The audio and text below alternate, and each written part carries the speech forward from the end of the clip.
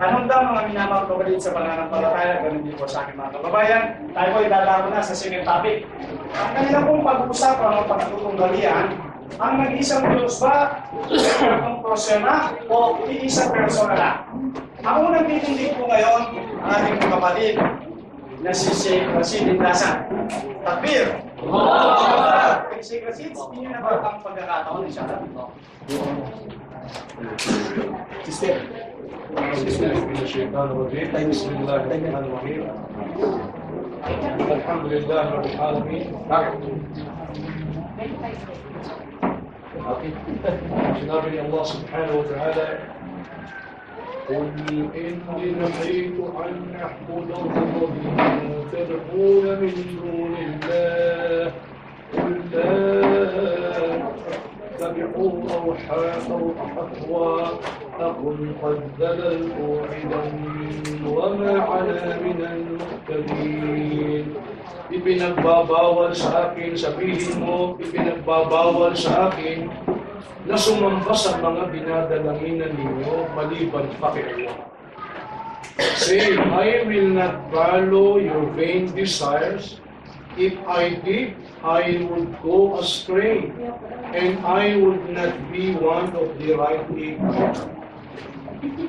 Mga kapatid kong Muslim, mga kababayan, ako po ngayon ay tumitindig muli.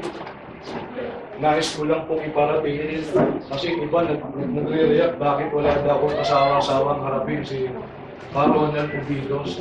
Alam mo ninyo, may personal akong mission kay Ronald eh. Really. Binivision ko na dumating ang panahon, makakatabi ko ang taong ito sa pagsasala. Binivision pa rin na pwede rin siyang maging imam sa pagsasala. O kaya, sino man ang mauna sa amin, halimbawa, nauna ako sa kanya, masabi man lang ni Ronald, sa haba-haba ng aming pag-aarap, saksi pa ni Yoba to eh. Ha? Saksi pa siya ni Yoba. Nag-aarap na kayo. Nakaharap na kami, 1992 pa, di ba? Oh. Pinibation ko, halimbawa, mauna ako sa kanyang lumisan sa mundong ito, masabi niya, dalawin niya ako sa kubor, sabi niya, ito si Karasin, naging daan upang makita ko ang siratan mo sa akin. Allah. O kaya ako naman ang mauna sa kanya. Alhamdulillah, nagawa ko ang dapat gawin upang siya'y mapatnubayan sa siratan mo sa akin. Wallahi, I swear to Allah, yan po ang aking gayon. Hindi po ako tumitindig sa mga sandali ito para makipagpagalingan sa kanya. Hindi po yun ang layo. Kaya hindi ako nagsasawa sa kanya. Ito personal, from my heart, Brother Ronald, sana maramdaman mo. From my heart, mula sa puso. Ha? Kaya tinawag ko itong ultimatum ito eh. Pagkatapos nito, I can wash my hands. Si Allah na bahala sa iyo. Whether you will open your heart sa Islam o mananatili ka sa paniniwala niya. Sapagkat hindi naman ako ang may-ari ng guidance ng patnubay, kundi si Allah. Pero sana, tanggapin ni Allah, masabi ko sa harapan niya, O Allah, ginawa ko na ang lahat ng magagawa ko para mapatnubayan ninyo ang tao. Ganyan ka-special sa akin si Karol. Bukod tangi, bukod tangi. Kaya sana maintindihan po ng mga kapatid ko Muslim. Ngayon, ang topic po, Trinity. Mahalaga to sapagkat, fundamental to eh. fundamental beliefs ng Kristiyano ito eh. By the way, ginamit ko yung salitang, pumayag ako sa salitang isang persona lang. Bagamat hindi yung terminology ng Islam, ano? Nililinaw ko lang kasi yung pagkakaunawa ng iba pag sinabing persona, tao. Ang ibig ko sabihin dyan, yung adat, yung essence ni Allah, yung kanyang katalagahan, yung pagiging Diyos, siya lang ang nagmamayari. No? Salungat ako doon sa ang isang Diyos ay composed of 3 persons. Yun ang aking tinututulan. No? Yun ang tutol ko. Na yung Diyos lang, yung salitang Diyos, kay Allah lang naukol yun. Ngayon, una, iisa-isayin ko kung bakit ako tutol sa Trinity. Una, malinaw na sinabi sa Quran, ang sabi sa Surah Imran, chapter 3, verse 1. Ito po'y 3 kabanata ng banal na Quran. Ang sabi po dito, Allahu la ilaha illa huwal hayyul qayyum. Allah, there is no God but He. Siya si Allah, wala ng Diyos maliban pa sa Kanya.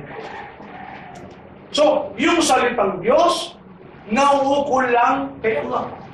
In fact, ang malalim-lalim na paliwanag ng salitang ilah, ma'bud, sinasamba. Kaya ang ibig sabihin nun, wala nang dapat sambahin maliban kay Allah. So malinaw, walang ambiguity, walang kalituhan. Pangalawa, bakit ko tinututulan ng Trinity? Kasi sinabi sa Quran. Ang sabi po ni Allah sa Surah Al-Maidah, chapter 5, verse 72, pakinggan po ninyo. Doon tayo magsisimula. لقد كفر الذين قالوا إن الله هو المسيح ابن مريم وقال مسيح يا بني إسرائيل اعبدوا الله ربي وربكم إنه من يشرك بالله فقد حرم الله عليه الجنة ومأواه النار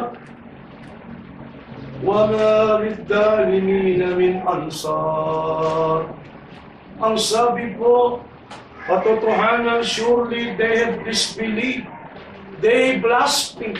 Sila'y nakagawa ng pangumusong na nagsasabi, si Allah, siya din si Jesus. O kaya, God is Jesus, or Jesus is God. Pero ang sinabi ni Jesus, O children of Israel, worship Allah, my Lord and your Lord, aking Panginoon at inyong Panginoon.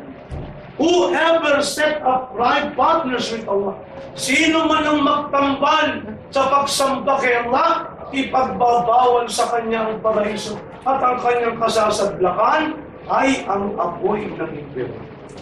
Tuloy pa ang dalata. لقد كفر الذين قالوا إن الله ثالث ثلاثة وما من إله إلا إله واحد وإن لم ينتهوا عما يقولون ليمسنا الذين كفروا منهم عذاب أليم. Surely they disbelieved those who said Allah is the third of the three in Trinity. Hindi siya kasama dun sa Trinity. But there is no God. Walang Diyos kundi si Allah. Ito masaklap. Ito malinaw sa Quran. If they cease not from what they say, kung hindi sila titigil sa kanilang sinasabi, saan sa Trinity? Verily, a painful torment will befall on disbelievers among them.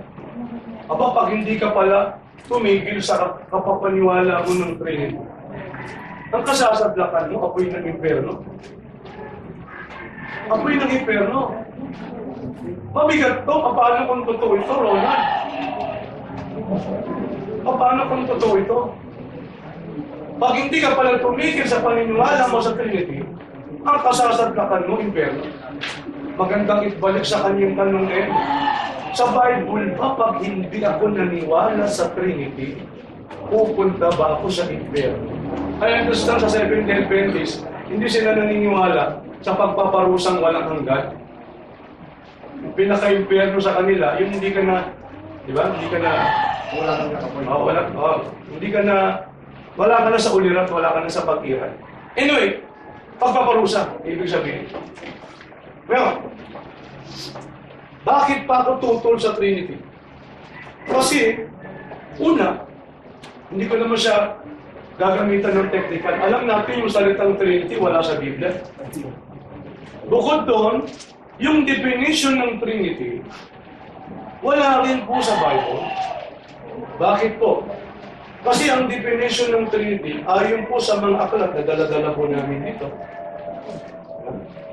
ang Trinity ay ito. In the unity of the Godhead, there are three persons. The Father, the Son, and Holy Spirit.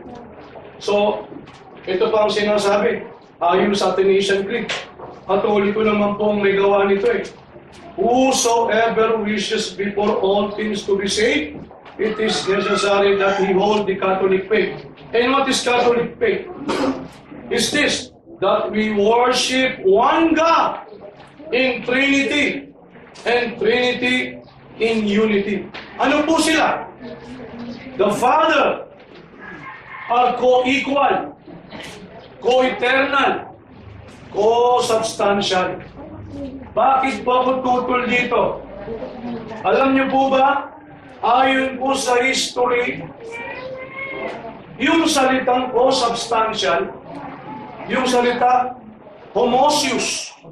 Pag sinabing homoousios, of the same substance, one in being, na si Yesu Cristo raw ay same substance, same in essence. Diyos din katulad ng Father. Kung paanong Diyos na Diyos yung Ama, gayon din si Kristo. Yung salitang homoousios ay inimbento po ito ng mga bishop, ng mga church father. Babasahin ko po. The Council of Nicaea noong 325 after Christ. The bishop decided Arius was wrong. Kasi may evidence kami rito ng paniniwala ng mga early so-called Christian. Hindi po naniniwala na si Jesus ay kapantay po ng Diyos. May evidence po kami rito, mami. Ngayon, the church believe this creed used the Greek word homoousios. Pinasimulan nilang gamitin yung salitang homoousios na si Kristo ay kapareho niyang sa essence, katalagahan, ang Diyos o yung Father na tinatawag. Saying, Jesus of the same substance or one being with the Father. In other words, whatever the Father is, so is the Son. If the Father is God, so is the Son. At sila po magkapantay. Magkapantay. Co-equal. Co-eternal. Wala pong nauna. Sabihin, walang beginning. Pero ito masaklap. Bakit po? Kasi ayon po sa aklat nito, yung term na homoousios ay pinasimulang imbentuhin, gamitin ang terminology nito because isa sa mga principle ng Catholic, it is legitimate to use non-biblical words or terminology to define or to clarify a truth of faith if necessary. In other words, they believe that the Holy Spirit is not limited to the Bible in guiding the church. God's truth is conveyed through authentic church tradition. Kaya gumamit sila ng salitang homoousios. Ano po ang sinasabi rito? Yung palang pinaka-meaning kahulugan ng Trinity, sino po ang nag-invento, sino po ang gumawa ng formula, yung mga bishop, yung mga church father. At sila, aminado, yung terminology niyan, hindi galing sa Bible. At pinangatwiran pa ang mga church father sapagkat ang banal na Espiritu naman, hindi lang sa Bible, not limited to the Bible. Saan pa? In guiding the church. God's truth, yung Holy Spirit, conveyed through authentic Christian or Catholic tradition. In other words, ang pinakapundasyon ng Trinity pala, inimbento ng mga Katoliko, in Church Father. Hindi batay sa Bible. Batay sa terminology kanilang ginawa, inimbento. Kaya hindi po ako naniniwala sa tagal-tagal naming pag-uusap patungkol sa Trinity. Kailanman, kahit sa pagbabasa ko ng Biblia, hindi ako na-convince na ang Diyos na ay may tatlong persona. Mahalaga to eh. Major doctrine ito eh. Dapat makikita mo ayon sa Revelation. At na-amaze ako ngayon, bago kami magpirmahan ng contract, I heard from Ronald Copitos na yung Trinity is revelation from God. Gusto ko lang maklear, baka para sinasabi ng revelation sa kanya. Okay? Ngayon, bakit ako tutol? Una, sa libro po ng mga Seventh-day Adventists, ito po ang mababasa ko natin. Pakinggan po nito. Anong sabi ko? Ito po, libro po ng The Day of Justice. Pakibasa. How the Father, Son, and Holy Spirit can be distinguished personally and yet be completely one has not been revealed to man. Ulit mo, Has not been revealed to man and is beyond his comprehension. We have no basic for comprehension with anything we know. ito po yung libro ng Seventh-day Adventists, the Christian belief. Ang sabi ho dito, kung paano yung Ama, yung Anak, yung Holy Spirit ay magkakaiba personally, ngunit iisa pa rin, has not been revealed unto man. Hindi pala nakipahayag sa tao. Ano ba yan? Beyond his comprehension. Hindi natin matatalok ito, hindi natin maintindihan ito. We have no basis, ito pa, for comparison with anything we know. Hindi ka pa pwedeng gumamit ng mga example. Ay, meron ako nakalaban, nakakarap dati. Ginamitan ako ng medicine ng electric fan para ipaliwanag yung Trinity. Ewan ko na si Ronald, baka gamitan na naman ako ng triangle. Yung triangle, hindi naman galing sa 7-day. Hindi na natin natin. Isa yan. Isa yan. Ngayon, hindi ako naniniwala na ang Diyos ay may tatlong persona. Pag sinabi raw Diyos, agad automatic binubuo ng tatlong persona. Bakit? Basahin nga natin in John chapter 17 verse 3. 1:17, ganito po ang ating I'm mababasa. using the Bible para maging kasi yun ang common ground. Ano po ang sabi niya? Sa salin ng salita ng buhay, ganito ang mababasa. At ito ang buhay na walang hanggan, ang makilala ka nila, ikaw na kaisang-isang tunay na Diyos at si Jesucristong sinugo mo. Kita mo, kaisang-isang tunay na Diyos. So yung palang kaisa-isang tunay na Diyos, ang tinutukoy po doon, yung Diyos na sinasamba, dinadasalan ni Jesucristo. Malinaw po eh. So, kahit from Old Testament, alam mo, meron mga gagamiting verse si Ronald Obidos para ipanamnam sa atin yung Trinity. Kaya lang, unfortunately, Ronald, kumbaga sa nagluluto, walang lasa yung luto mo. Diba? Walang lasa. Kasi parang ano yan eh, hints lang.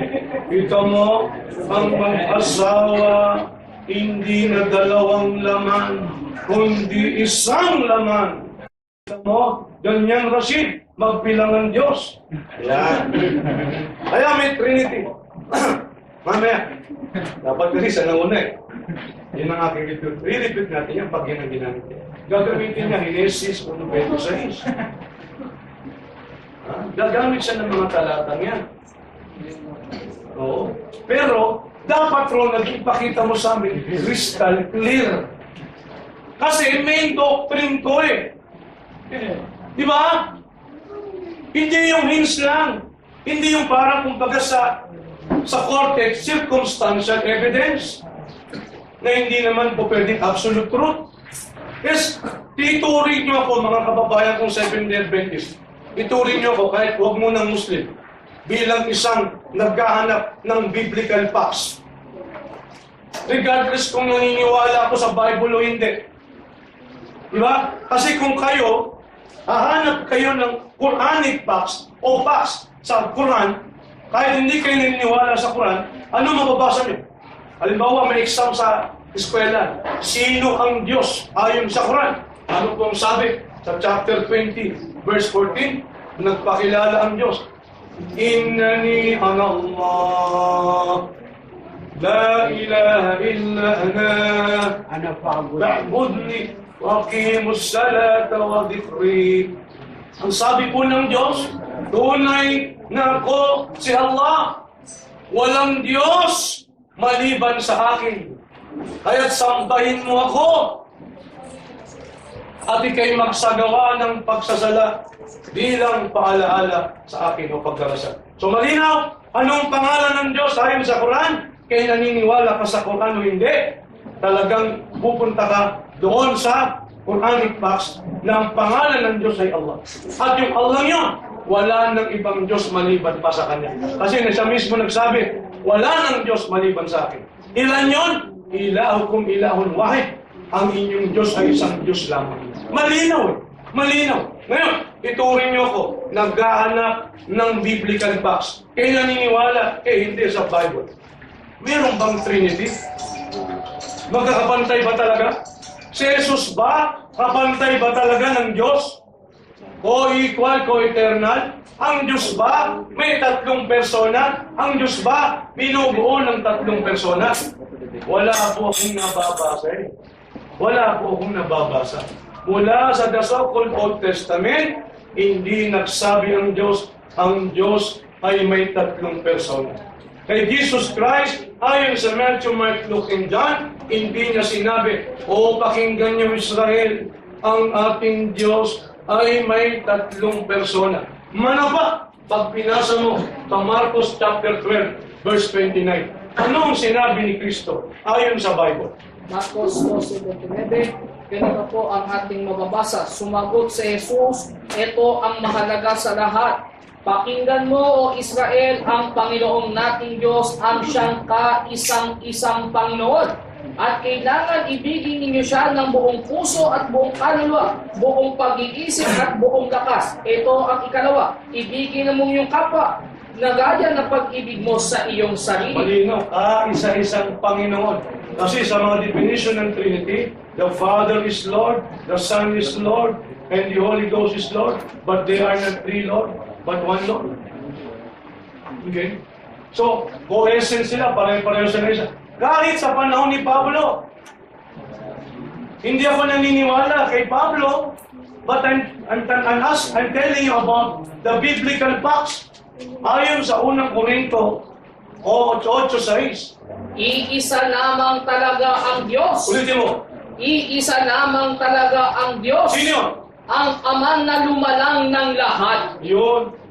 Iisa lamang talaga ang Diyos, ang Ama na lumalang ng lahat. Hindi ho sinabi, kasi iisa rin ang Diyos nila eh. Kaya lang ang pagkakaiba, hindi po sinabi, iisa lamang ang Diyos, ang Ama, ang Anak, ang Holy Spirit. Hindi po ganun eh. Ang sabi, iisa lamang ang Diyos, ang Ama, ang Anak. Ngayon, ano ang problema natin, kapatid? Kapag naniwala tayo na ang isang Diyos ay composed of three. Tingnan nyo ha, composed of three. Kasi baka malumusot sila eh. Ilang minutes na? 2 minutes na. Pakibasa mo. Sino ang patungkol sa unang Korinto 11?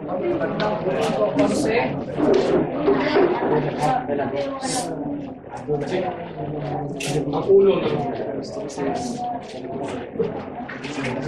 Unang punito ang sipres. Datapwat ibigin niyong malaman na ang Pangulo ng bawat lalaki ay si Kristo at ang Pangulo ng babae ay ang lalaki at ang Pangulo ni Kristo ay ang Diyos. Sino po ang Pangulo ni Kristo? Ang Diyos. Magkakaproblema tayo dyan kapag ang paniniwala nyo sa Diyos ay tatlong persona. Sapagkat yung palang Pangulo ni Kristo ay binubuo ng tatlong persona. Ama, Anak, Espiritu Santo. O ilang persona ngayon yung si Kristo? Nakuha nyo? Ang Pangulo raw ni Kristo ay ang Diyos. So, obviously, yung salitang Diyos, tumutukoy lamang sa iisa, hindi tatlong persona. Ha? Pakibasa mo, ilang oras na? 45 seconds. Pakibasa po yung Hebreo 5, 7. Ano pong sinasabi dyan? Ito ang tatapos? Sapagkat napakaikli ng oras. Hebreo 5:7, ganitong mababasa, na siya sa mga araw ng kanyang laman ay naghandog ng mga panalangin at mga daing na sumisigaw ng malakas at lumuluha doon sa may makapangyarihang makapagligtas sa kaniya sa kamatayan at siya ay dininig dahil sa kanyang banal na takot. O, kita mo? Si Kristo nagdasal eh. Paano sasabihin mong equal sila ng Diyos? Alam ko, lusot ni Ronald yan sa tagal-tagal ng pag-uusap namin. Roswell, tao siya dyan, tao.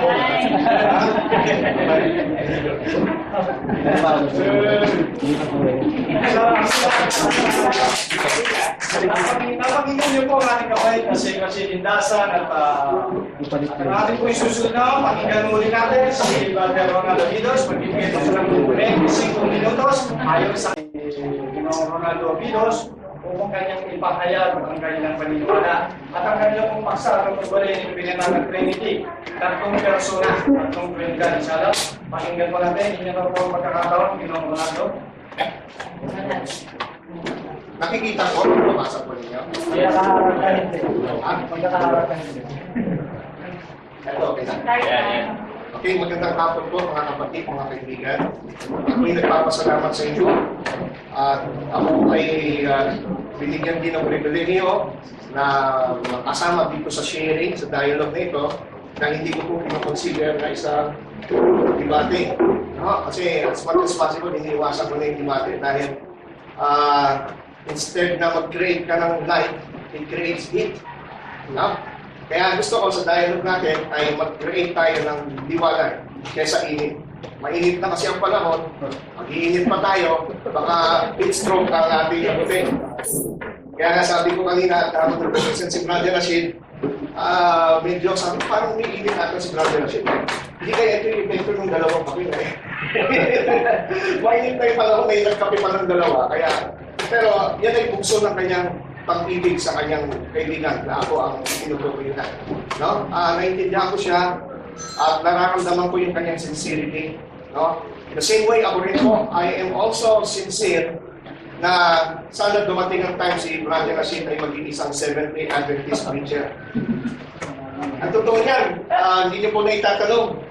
3 beses na po namin napag-usapan ang paksa tungkol sa Trinity. Yung una, meron pa akong kopya, Brother Rashid, yung nandun tayo sa Tiber Community. Ang papayat pa namin nun. Papayat pa namin nun, mga bata pa kami nun. It was, I think, 1990s. Na-record yun, Trinity yung topic namin, and then yung sumunod yung sa, itong kailan lang, 2007 ata yun, sa may, 2009, no? Sa Quezon City Circle. At pagkatapos ito naman sa pangatlong pagkakataon. So, ibig sabihin, malay natin, kasi alam po ninyo, ang inyong lingkod, sa loob ng 16 years, ako po ay laban din sa Trinity. Lahat po namang naririnig nyo kay Brother Rashid na mga binabasa niyo tungkol sa Council of Nicaea, mga aklat ng Katoliko, lahat yan, ginagamit ko dati yan against Trinity. Kasi anti-Trinitarian ako noon, Jehovah's Witness ako. I believe in only one God, Jehovah. Pero dumating yung time, hindi ko inaasahan, nung naunawaan ko ang kabuuan ng banal na kasulatan, sa tulong po ng banal na Espiritu, ay narating ko po ang katotohanan, naunawaan ko po ang banal na doktrina ng Trinity. Kaya po ako ay umaasa rin na Brother Rashid, kagaya ko na dating kumakalaban sa Trinity, malayo, kaawang siya ng Diyos, ay maging pro-Trinitarian sila. Amen. So, hindi mo posible. Dahil ako dati talaga matibay ako kalaban ng Trinity. So, may awa po ang Panginoon at mahal po niya tayo. So, as part ng aking unang presentation, ay gusto ko pong ipaliwanag at ipasahin sa inyo yung fundamental belief ng Seventh-day Adventist tungkol sa doctrine ng Trinity. Ito po ang summary ng ating belief, officially, Trinity. There is one God, Father, Son, and Holy Spirit, a unity of three co-eternal persons. God is immortal, all-powerful, all-knowing, above all, and ever-present. He is infinite and beyond human comprehension. Ito kaya. Yet, He is forever worthy of worship, adoration, and service by the whole creation. Yung first person ng Trinity is the Mother. The Seventh-day Adventists believe that God, the eternal Father, is the creator, source, sustainer, and sovereign of all creation. He is just and holy, merciful and gracious. Slow to anger and abounding in steadfast love and faithfulness. The qualities and powers exhibited in the Son and the Holy Spirit are also revelations of the Father. About the Son, God, the eternal Son, became incarnate in Jesus Christ. Through Him, all things were created. The character of God is revealed. The salvation of humanity is accomplished. And the world is judged. Forever truly God. He became also truly man, Jesus the Christ. He was conceived of the Holy Spirit and born of the Virgin Mary. He lived and experienced temptations as a human being, but perfectly exemplified the righteousness and love of God. By these miracles, He manifested God's power and was attested as God's promised Messiah. He suffered and died voluntarily on the cross for our sins, and in our place, was raised from the dead, and ascended to minister in the heavenly sanctuary in our behalf. He will come again in glory for the final deliverance of His people and the restoration of all things. Pagdating naman po sa Holy Spirit, God the Eternal Spirit was active with the Father and the Son in creation, incarnation, and redemption. He inspired the writers of the Scriptures. He filled Christ's life with power. He draws and convicts human beings and those who respond to the news and transforms into the image of God. Sent by the Father and the Son to be always with His children, He extends spiritual gifts to the church, empowers it to bear witness to Christ, and in harmony with the Scripture, leads it into all the truth. Yan po ang summary ng teaching at belief ng Seventh-day Adventist. No? At sana po, natunawaan natin na ang Father, Son, and Holy Spirit, sila po ay may kanya-kanyang function, may kanya-kanya silang office or economy within one God. No? At itong function po nila na ito ay nagkakaisa, unity in diversity. May pagkakaisa sila na ginagampanan ng kanya-kanyang role. Kaya nga po yung third person, pwede nung i-define ito as three personalities, o kaya three functions, three offices, or three roles within one God. Merong isang Diyos na may tatlong roles, may tatlong function, may tatlong economy. Na ito'y nagtulong-tulong para magampanan ang isang gawain kagaya po ng creation at ng salvation. Yan po ang summary ng doctrine ng Trinity. Hindi po tatlo ang Diyos, ang tatlo po ay persona na nasa isang Diyos. Now, how can God be three persons yet one God? I will attempt to explain it to you as a preacher na una-una, both Islam and Christianity proclaim that God is one in essence. Nagkakaisa naman po tayo dyan mga kapatid na Muslim, no? Ang Diyos ay isa, one in essence, one in nature. Nagkakaisa tayo dyan. Kaya nga, we belong to yung tinatawag natin monotheist group among all world religions. Tatlo lang yan. Christianity, Islam, tsaka Judaism. Now we include, pagtawagin tayo dito sa category ng monotheist. Naiisa lang ang ating pong sinasambang Diyos. Islam and Christianity proclaim that God is one in essence. what is in this group is whether there can be any plurality of persons in this unity of nature. So, nagkakaisa tayo, magandang balita ito para sa atin. Pagdating sa essence, isang Diyos in essence, in nature. Ang di lang natin pinagkakasunduan yung nature ng kanyang tinatawag na unity. Para kasi sa Islam is one person or tinatawag natin Unitarianism. Samantalang sa definition naman ng mga Christians at Trinitarian, one God, pero meron siyang tinatawag na complexity within unity. O yung tinatawag natin na plural unity.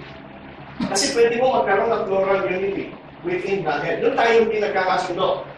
At naintindihan ko naman po ang Islam kasi po, kaya nasabi na ang mga kapatid natin na mga Muslim, narinig natin yan, Brother Rashid, na ang mga Christian concept of Trinity is too complex. Parang hindi ako naman yung history, para bang hindi ito talagang doktrina ng Biblia. Pero alam niyo mga kapatid, marami mong turo ang Diyos na hindi mo simple. Yung virgin birth na nanganak si Jesus, na pinanganak si Jesus ni Mary sa pamamagitan ng virgin birth. Alam ko, pinaniniwalaan din ito sa Islam. That is complex. Hindi natin maipaliwanag, pero it doesn't mean hindi siya totoo.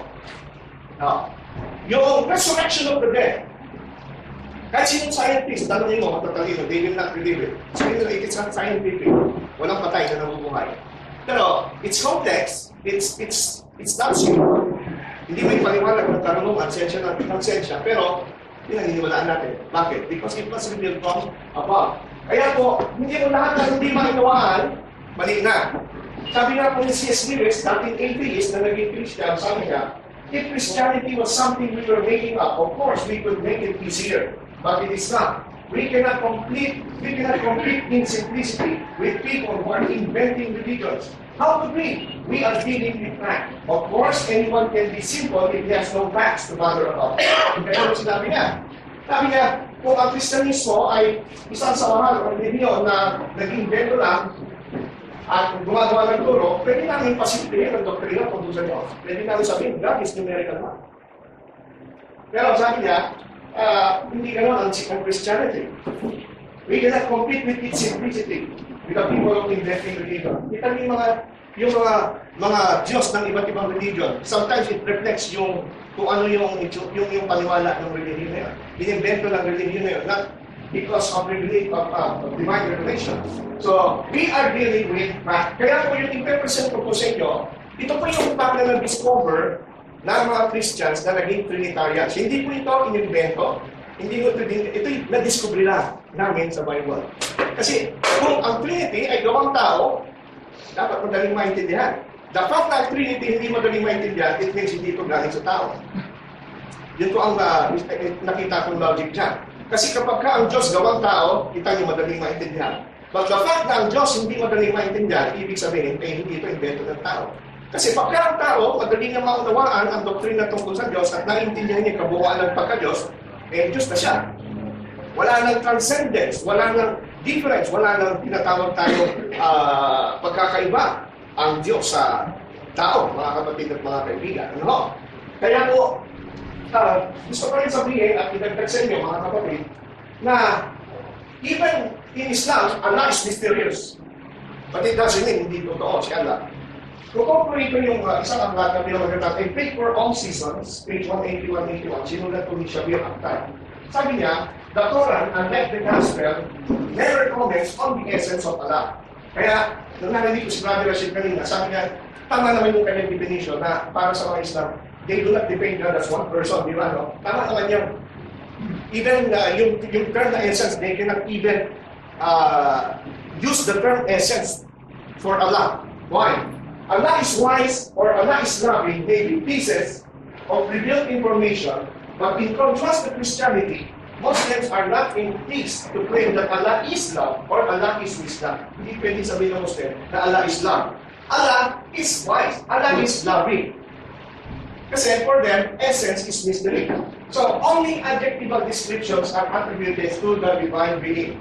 And this merely as they bear on the revelation of God's will for man. The rest remains mysterious. So, even Allah himself, hindi mo siya makakomprehend.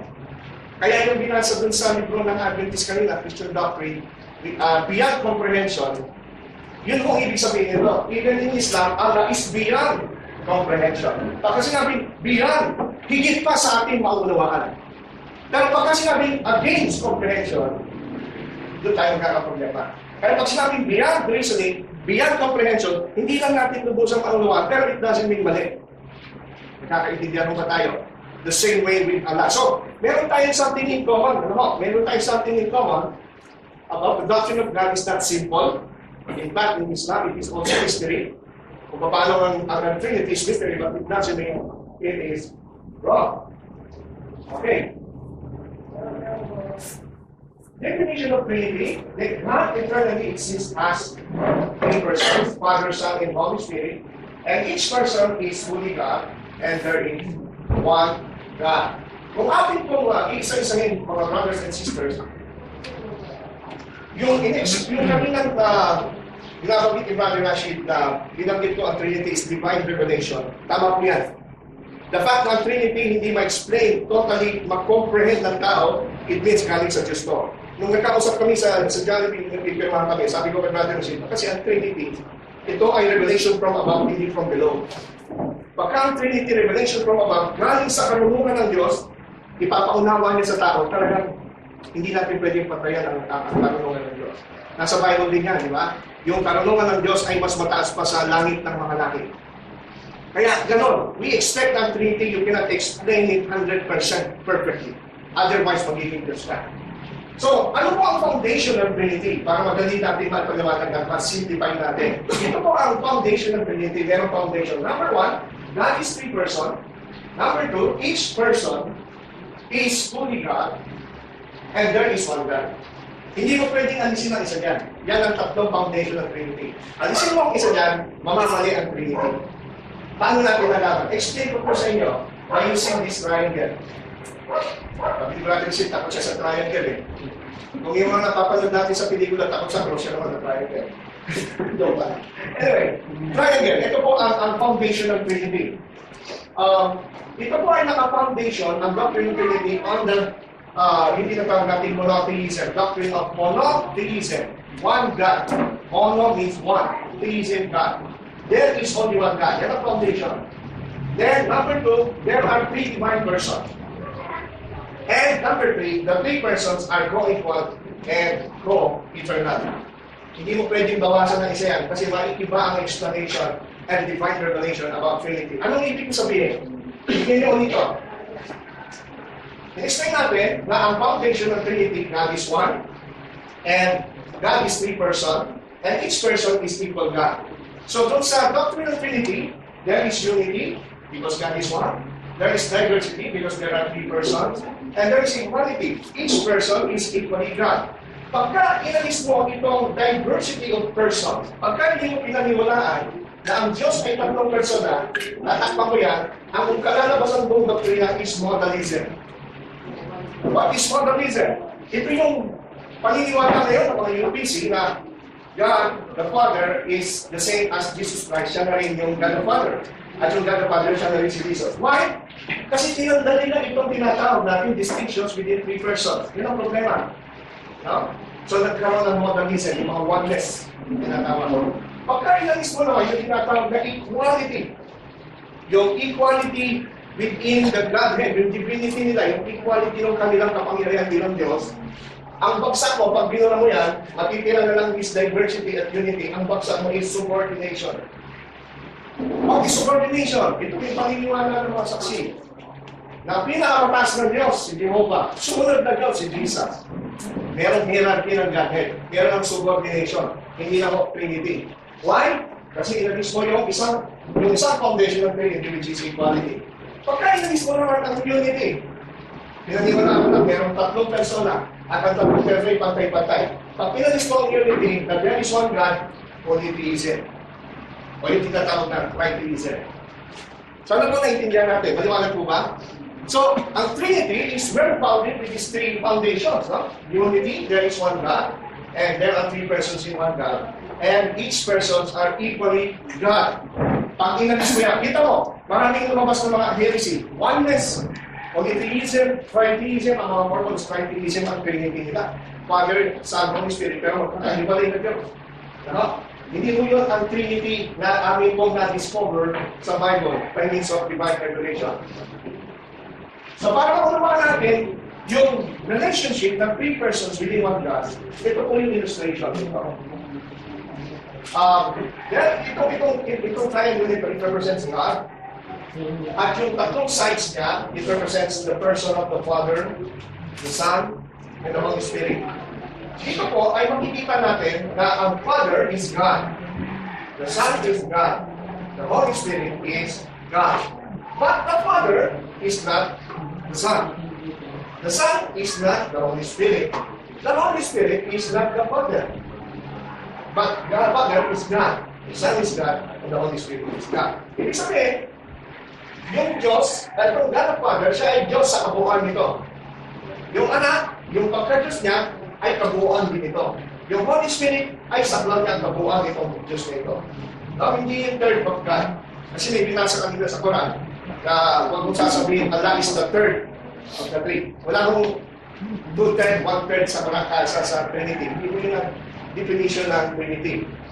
Kaya sa magaling salita, God is one in His substance, but three in His relationship. So, kaya hindi ko nagko-commit ng share ang mga Trinitarians kasi isa lang talaga ang essence ng Diyos. Ang tatlo yung relationship, not the substance. The unity is in His essence, what God is, and the plurality is in God's person, how He relates. Kaya kung makikita niyo dito sa triangle, there is one God, Wah. And there are three who? Father, Son, and Holy Spirit. Hindi mo ito contradiction, hindi mo nagko-contradict ang Trinity. Ano? Sabi mo dito ng book na Answering Islam, page 272, the Trinity is not the belief that there are three natures in one nature or three essence in one essence. That would be a contradiction. Rather, Christians appear that there are three persons in one essence. This is not contradictory because it makes a distinction between person and essence. Or to put it in terms of the law of non-contradiction, while God is one and many at the same time, He is not one and many in the same sense. He is one in the sense of His essence, but many in the sense of His person. So the Trinity, there is no violation of the law of non-contradiction in the doctrine of Trinity. Ang Trinity, there is one God in three persons. Pero pagka sinabing there is one God in three gods, doon na po magkakaroon ng contradiction. Ang Trinity is one God in three persons. Pero pag sinabi mo, Trinity is one person in three persons, doon may contradiction. In fact, makikita mo natin yan sa Revelation ng Bible, for example, sa Old Testament, no? Yung plurality within the unity of one God, Genesis 1:26, then God, pag tinigan nyo sa Hebrew, ay plural, Elohim, said, let us make man in our image, plural pronoun, according to our likeness. Sa Genesis 3:22, then Yahweh God, Elohim, said, behold, the man has become like one of us, knowing good and evil. Sa isa, Genesis 11:7, come, let us, plural ulit siya, go down and confuse. Yung verb na confuse ko ay plural form of balal. No? Yung us, yung verb corresponding with the plural pronoun, their language so that they will not understand one another's speech. Ito maganda, Isaiah 9:8. Then I heard the voice of the Lord, plural to, Elohim, saying, whom I, singular, whom I send, whom shall I send, and who will go for? Us, plural pronoun na. So meron pong tinatawag tayong hint, clue, sa Old Testament na talagang merong unity within one God because of this usage. No? Alam niyo ba mga kapatid? Yung word na one sa Bible, dito minsan tayo nandito, kaya kasi natin pag sinabing one, numerical one, isa lang ang meaning ng one sa Bible. Alam niyo ba in the Bible, merong different words for the word one sa English. Number one, yung echad, it means unified one. Sometimes ginagamit din siya sa numeric one. Ha? Last 3 minutes. Okay. Yan o. Iba-iba. Yung yun, absolute one. Sa New Testament, makikita nyo rin sa baptism of Jesus, the Great Commission, baptize them in the name, singular, in the names, in the name of the Father, Son, and Holy Spirit. at marami pang ibang talata sa New Testament. Gusto ko rin na ipakita, alam niyo ba na sa Quran, meron din plural unity sa Quran? Ginagamitan po siya ng plural. For example, sabi ng mga kapilihan natin Muslim, ang lahat ng salita sa Quran, salita mismo ni Allah. Pero kung papansin nyo, it uses plural. We reveal unto the apostles, sabi sa Surah 3:44, we will give him their all. We will give him their all. We will surely regard the grateful. Magamit din po ng tinatawag na plural. Sa 17:1, Surah 17:1, Lord, to him who made his servant to go the night, we have blessed the present. We have shown him some of our. Ginagamit din po yung plural, kagaya po sa Bible. So, okay, ano natin? And I'm willing to learn kung ano po ang sasabihin sa atin ng ating kaibigan si Brother Rashid. Ito pa, meron pong hint din sa Quran na makakatulong sa iyo para maunawaan nyo yung plurality within one God. Sa Quran kasi, ang paniwala sa Islam, majority ng Islam din, the Quran is eternal word of God. Hindi nagsimula. Eternal and uncreated. Now, this speech is one of the attributes of Allah. Kung ang salita, si Allah ay may salita, which is the Quran, of course, yung Quran is uncreated din, kagaya ni Allah, and eternal, kagaya ni Allah. Hindi mo nagsimula ang salita ni Allah. Pero, hindi natin pwedeng sabihin na yung kanyang speech ay Diyos din. Otherwise, magkakaroon ng shirk. So, how come na sa Islam, pwede pala natin i-accept na mayroong isang entity na eternal, uncreated, aside from Allah, pero yun yung kanyang speech. So, meron dito natin makikita yung illustration na pwede pala magkaroon ng distinction within one unity of God. Iba kasi yung word ni Allah, iba si Allah, pero pareho silang eternal, uncreated. There is plurality within one God. Wala. Okay, ilang minutes na natin? 1 minute. Alright. Kaya na sabi nito ni Yusuf Irish, if you want to compare it, yung Quran, if you want to compare it with anything in Christianity, you must compare it with Christ Himself. That is what the Quran is. So, nakikita ko rito, magkakaintindihan tayo, magkakaunawaan tayo. If you study further, marirealize nyo na madaling i-accept ang concept ng plurality within one God, kahit sa Quran at sa Islam, ay makikita ko natin. Mamaya po, yung mga sinabi ni Brother Rashid, sa akin pong pangalawang kayo, doon ko po siya sasagutin. Kasi itong mga susunod presentation dito, ay part na po ito ng kanyang sinabi. At alam niyo ba sa Arabic, ang tamang term na ginagamit ng mga Arab Christian sa Trinity ay al-akalim al-talata. Hindi mo talata po. Thank you po. Nakapos na po ang oras ni Ronaldo Vinos. At yung pangalawang video, 10 minutes. 10 minutes. Okay. Also, pagkatapos niya, 10 minutes na siya. Ibata niyo, ibata niyo kasi man. Sige po. At pakinggan po ulit natin ang pangalawang tindig ni si Kasi Dindasan. Inshallah. Hindi na po kapasang si Kasi. Bismillahirrahmanirrahim. Alhamdulillah. Alhamdulillah. Salamat kay Allah. Ang Panginoon ng lahat ng Diyos. Nais ko po talagang unawain ang mga sinasabi ni Ronaldo Diyos. Una-una, ang sinabi niya, ito ay revelation. At sa pagkakaunawa ko, natuklasan, gumamit siya ng salita, natuklasan namin, mga Kristiyano, hindi ko alam kung sino sinasabi ng Kristiyano. Siguro yung Seventh-day Adventist, o kaya siya. Diba? Ganito, ganito rin. Well, siguro aminin naman ni Ronald, yung triangle na ginamit niya sa atin, the Father is not the Son, hindi naman galing sa Seventh-day Adventist. Ang unang-unang gumamit nun, Katoliko. Kaya nga, siguro, ayaw ko lang, mamaya tututulan daw niya sinabi ko, objective naman itong pag-uusap ko natin. Ano po ang sinasabi ko rito? Yung definition po ng Trinity, inaamin ng mga nag-invento nito, ito'y hindi galing sa Biblia.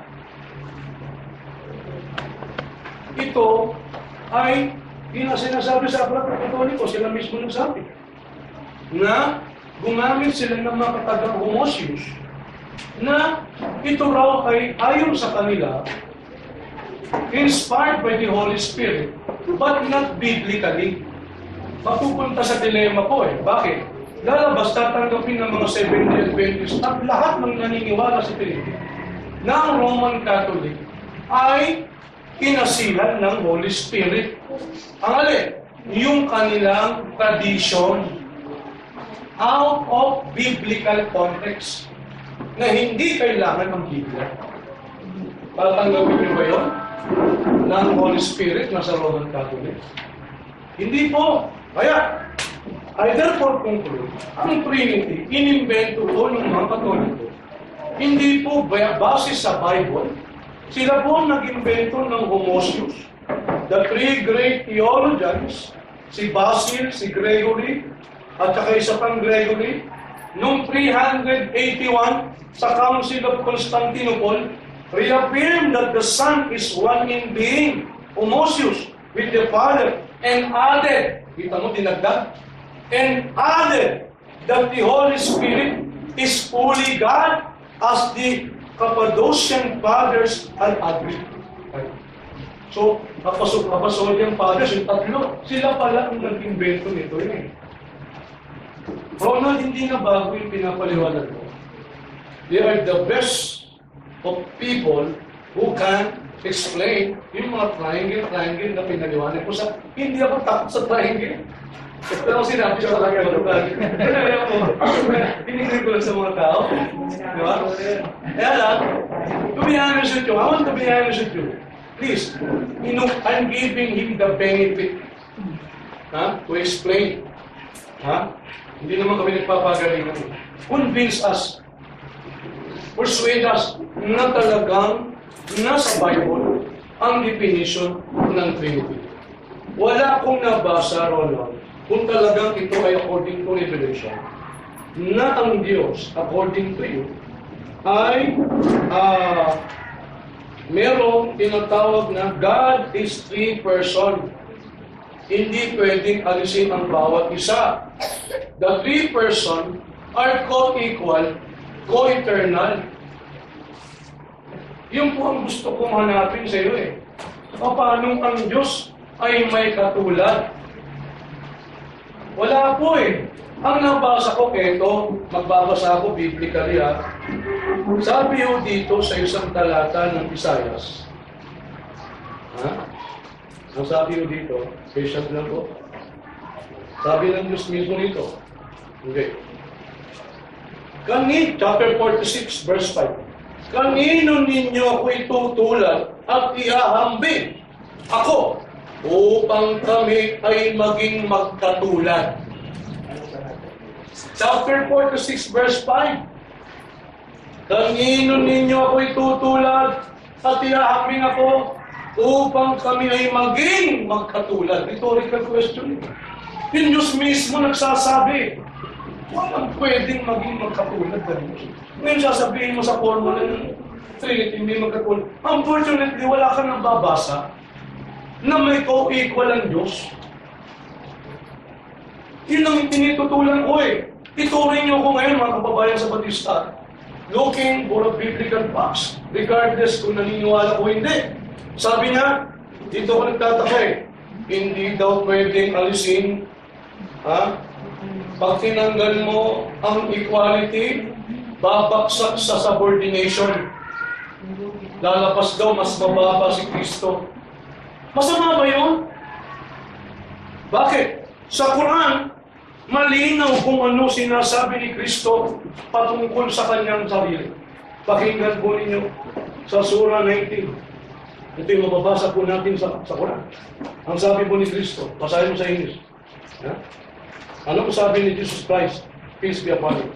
Qala inni Abdullah atani al-kitaba wa ja'alani nabiyya. Tunay na ako ay alipin. O subordination yun eh. Alipin ni Allah. Binigyan niya ako ng akla at ginawa niya akong propeta. Malinaw eh. Nababasa siya alipin, subordinate to God. Sa Bible, meron ba? Meron din. Basahin mo yung kanina, nasa gawa. Ang sabi po dito sa gawa. Chapter 3, verse 30. Dito ganito ang mababasa. Ang Diyos ni na Abraham, Isaac at Jacob ang gumawa niyan upang dakilain ang kanyang lingkod na si Jesus na iyong itinakwil sa harap ni Pilato. Kanyang lingkod na si Jesus sa Arabic Bible, Abdullah rin po ang nakalagay dyan. Masama ba? Nakalagay sa talata eh. May nababasa sila si Tindasan eh. Ngayon, ang trabaho ni Ronald Dubitos, para maunawaan natin, merong co-equal, kapantay, katulad ang Diyos. Wala po eh. Pati sa paglalang, sinasabi ni Ronald, sila talaga ay magkakapantay at pare-pareho silang kasama sa paglalang. Hindi po ganun ang sinasabi ng Diyos, biblically speaking. Pakinggan po ninyo sa isang talata po ng Isaias, 44.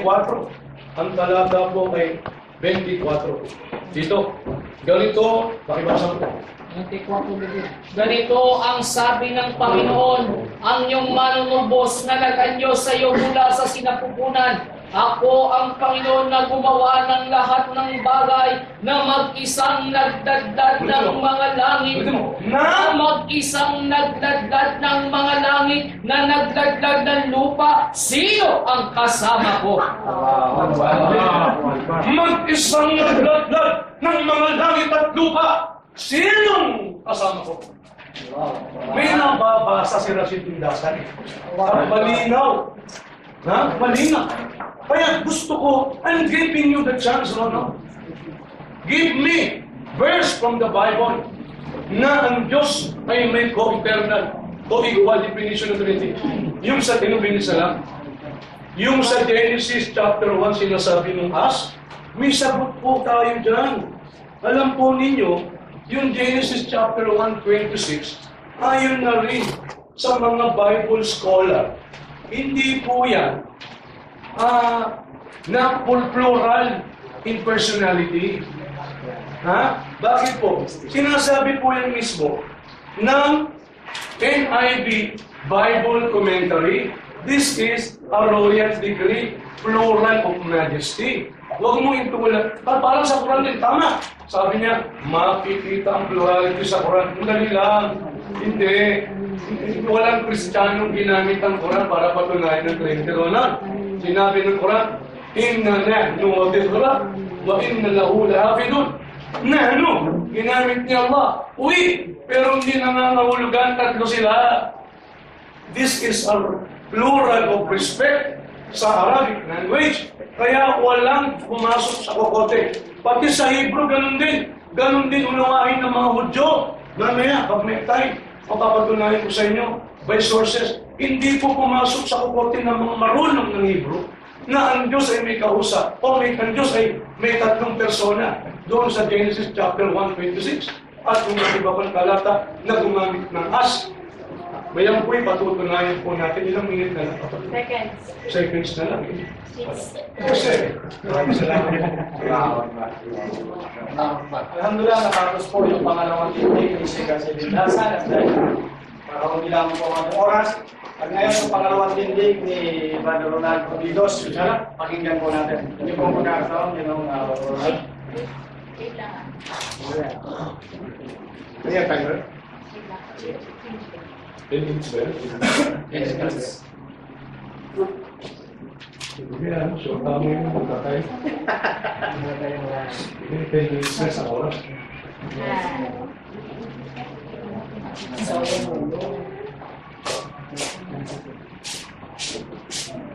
So, tapos na sa triangle, ha? Nagpit pa naman.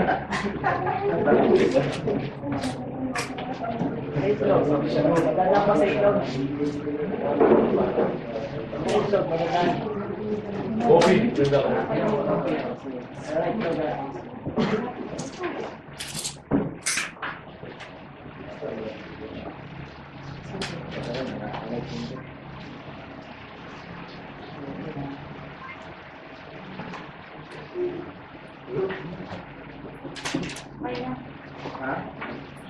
We got 10 minutes.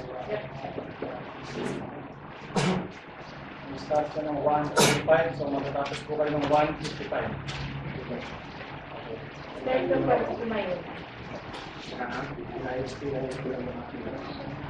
Yung aking presentation. Alright, ito na. Praise the Lord. Thank you.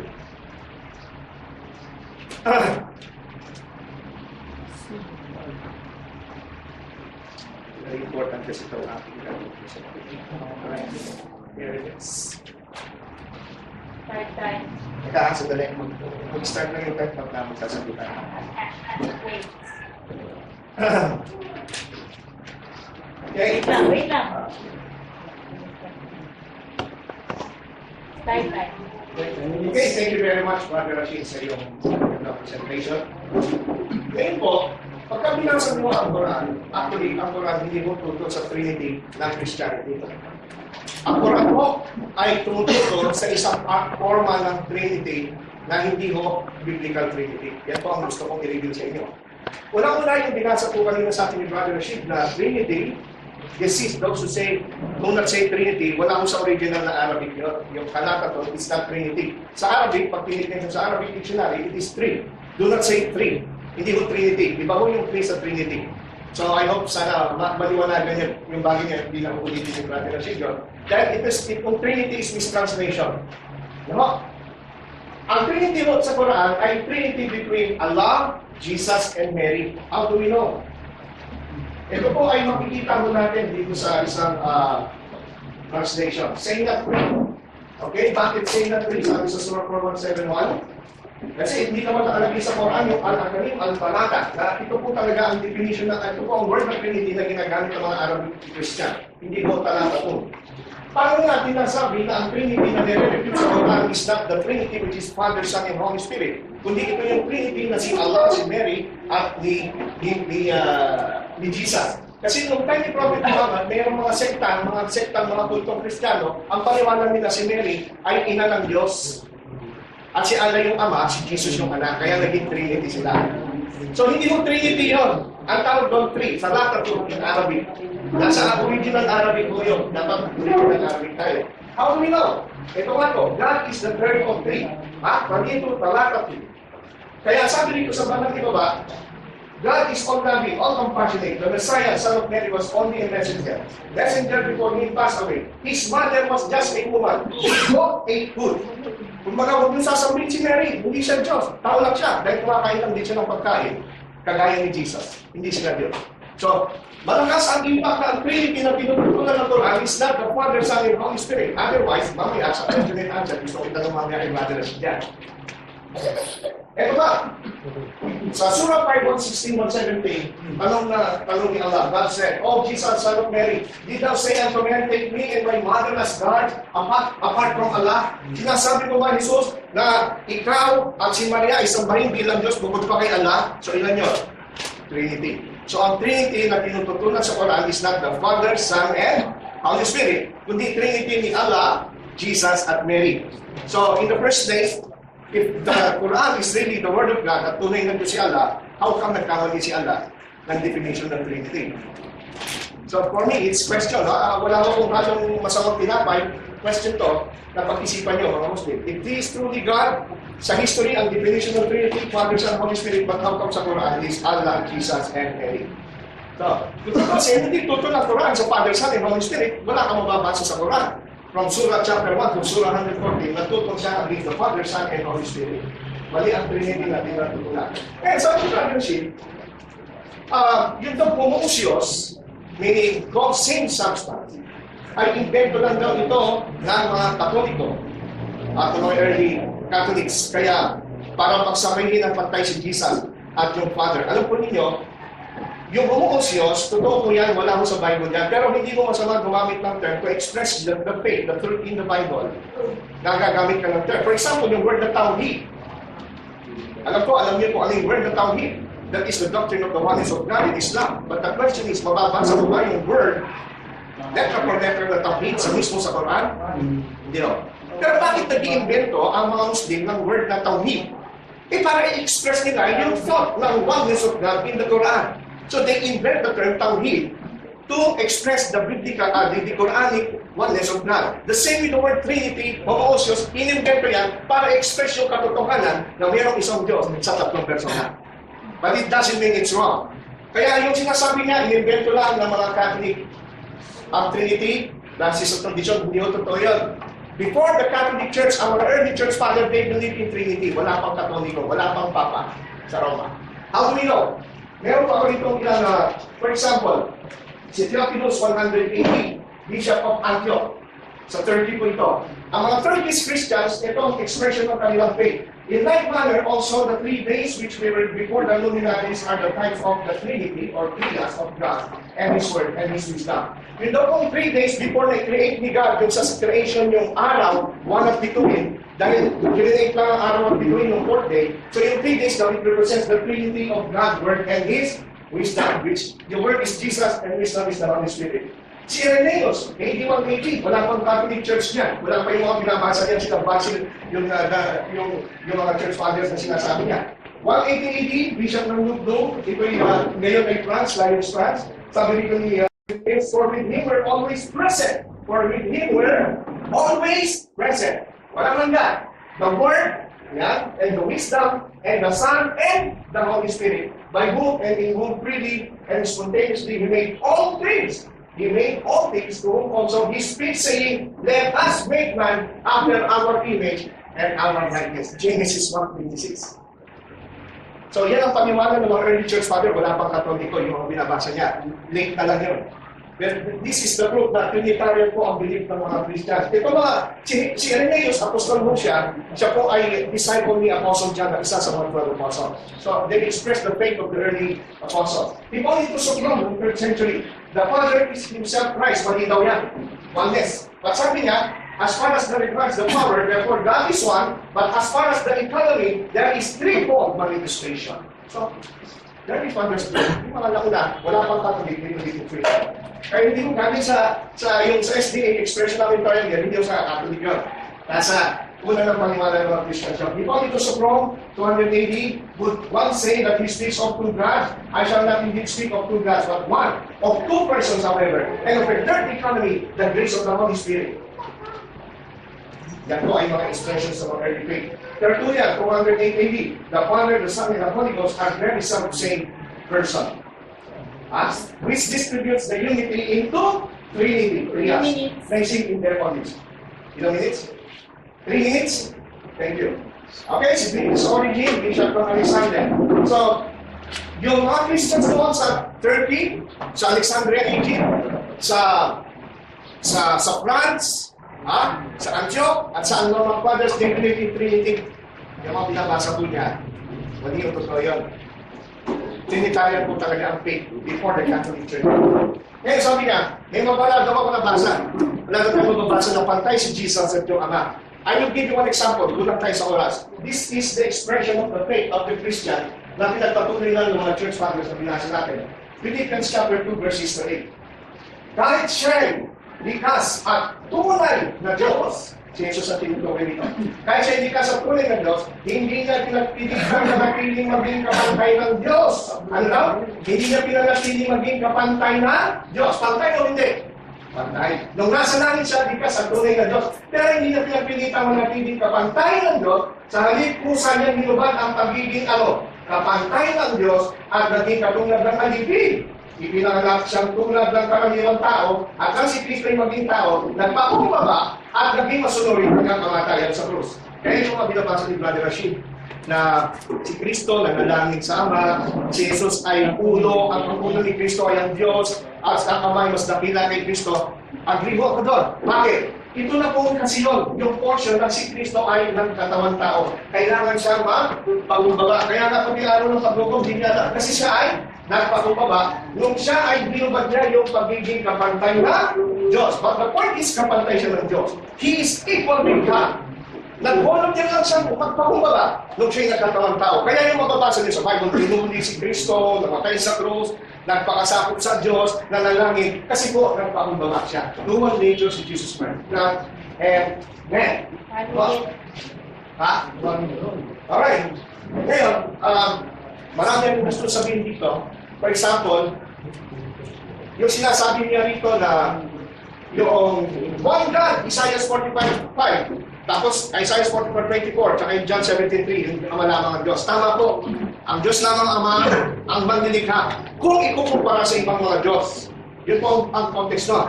There is one God, na isa lang lumikha, kung ikukumpara sa ibang Diyos. Pero within the person, the three person, hindi ho sila magkakalaban.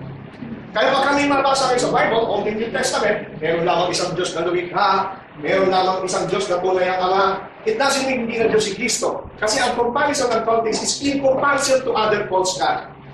Kaya nga kung sa 1 Corinthians 6 na binasa rin niya, meron lang tayong isang Ama na manlilikha. Pero kung itutuloy nyo, hindi kasi tinuloy, meron din isang Panginoon, si Jesus. So kung si Kristo pala isang Panginoon, hindi na pala Panginoon yung Ama. So, yan po ang aking masasabi. Thank you po. Alhamdulillah, tayo pong napalog na pakinggan ng muling tindig ni Pinoy Because, ngayon dadako po tayo sa akin. Para tutuloy mo. Pwede na natin po. Ay, pwede na. Pwede na po. Sorry, ilang minuto po. Ilang minuto po. 10 minutes po yun. Magtatanong, parang 10 minutes yung tanong na, hati na kami ng 5 minutes, ibig sabihin, running time po.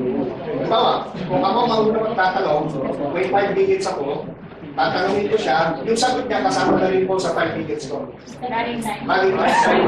So, ganun din siya, 5 minutes, magtatanong sa akin. So, running time din yun. Yung isasagot ko, counted na rin po sa 5 minutes. Kaya lang na 10 minutes po. So, ang mangyayari po yan, habang sumasagot siya, huwag po natin yung Hindi. maayos po.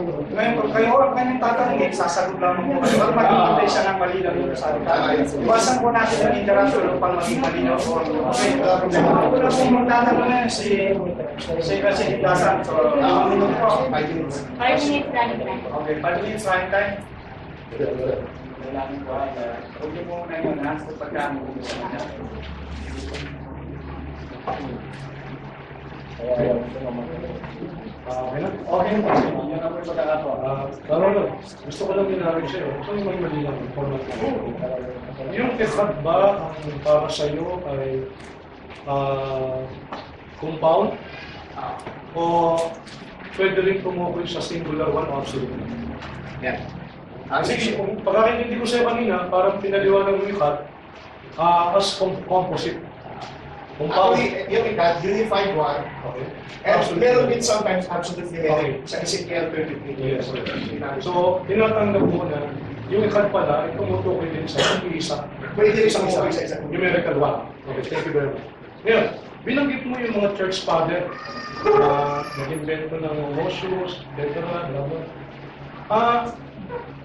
Anong religion sila? Okay. Di ba sila yung mga later on tinawag officially noong 1870 na Roman Catholics? O nahati sila yung pagdating ng mga 12th century, yung Eastern tradition at Western tradition? Hindi naman sila ninyong kapananampalataya. Okay. Ano sila, tinatawag po silang Catholic kasi Yes. yung word na Catholic po, pag tinignan sa dictionary, it means universal. Pagka nilagyan mo ng Roman Catholic, yun na yung religion na Roman Catholic, yung mga Catholic ng Roman, na 600 AD.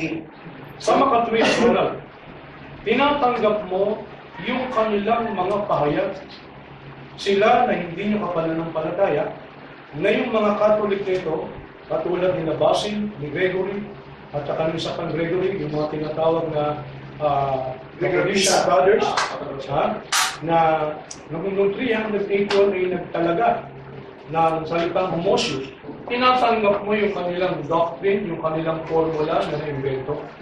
Actually, yung brother,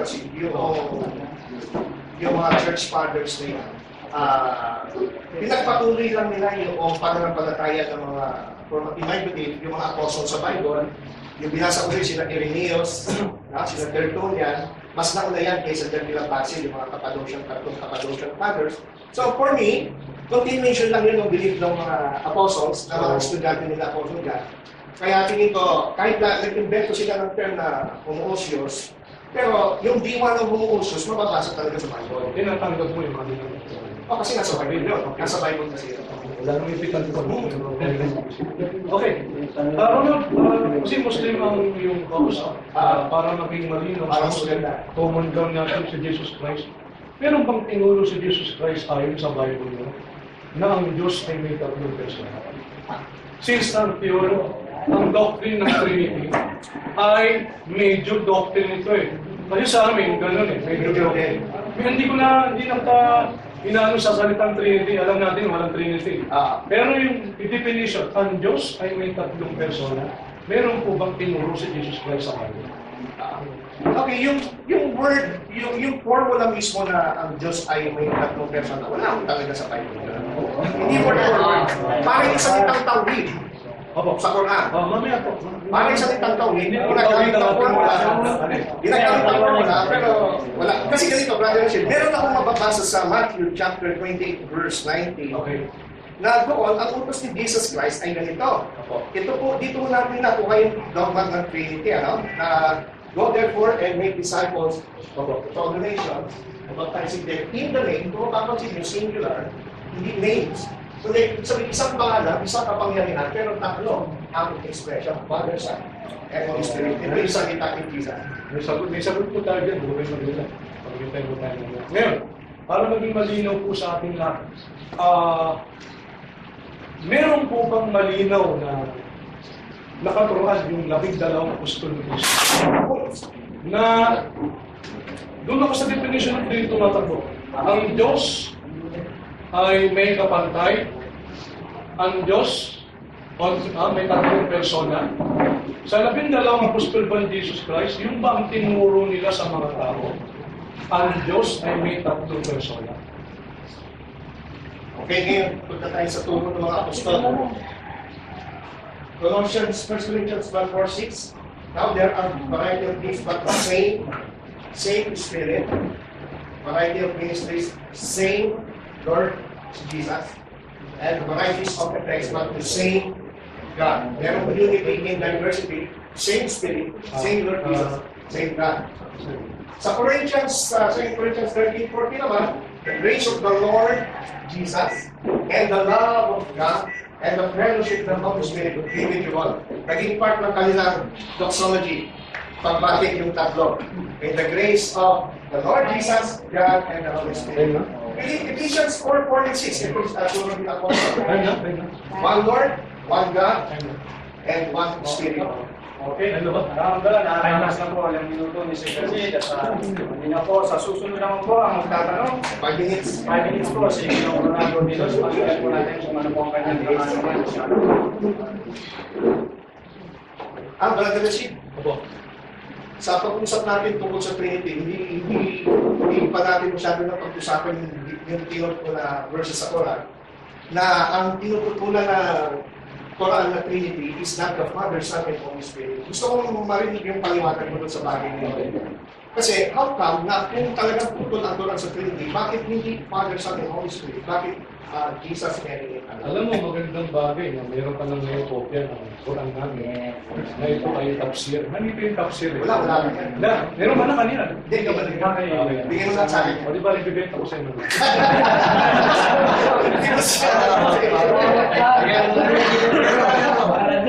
Ito yung tafsir. Ito kasi tafsir na eh. Hindi sa translation, paliwanag ng tafsir. Pwede ba basahin, ha? Sige po. Katiyak ang itinuturing na hindi mananampalataya. Ang nagsasabi, ang uwa ay kabilang sa tatlong persona na ito ay ang Ama, ang Anak, at ang Banal na Espiritu. Ito po yung official tafsir doon namin. Paano pagkakasabi? Kasama po dito. Ito po, pwede yung pakibasa. Paano pagkakasama ko na lang po? Ituloy mo. Ulitin ko po. Katiyakang itinuturing na hindi mananampalataya mula sa mga Kristiyano, ang sino mang nagsasabing ang Allah ay kabilang sa tatlong persona na ito ay ang Ama, ang Anak, ang Banal na Espiritu. Pag binasa mo ang tafsir, ito po ang pinalalagyan ng tafsir. May tafsir po kasi ito eh. Paliwanag na po. So, ito na po. Bibigyan natin. Ituloy mo sa likod. Ituloy mo lang sa akin. Basahin natin. Okay. Yan.